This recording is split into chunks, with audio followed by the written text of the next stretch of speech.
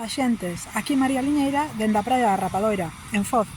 Veño vos convidar a que leades este diálogo colectivo coa obra do finado Xoán González Millán, que editaron con Afouta Intelixencia Arturo Casas, Isaac Lourido e Cristina Martínez.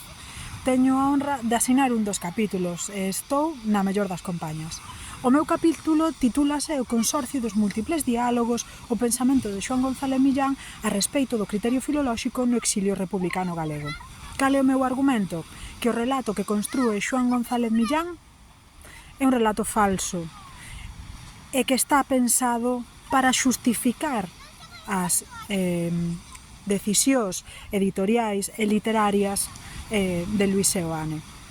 Que pretendo con isto? Pois poñer de manifesto as incongruencias entre a teoría e a praxe dos intelectuais, como González Millán, que están involucrados nos procesos emancipatorios das culturas que estudan.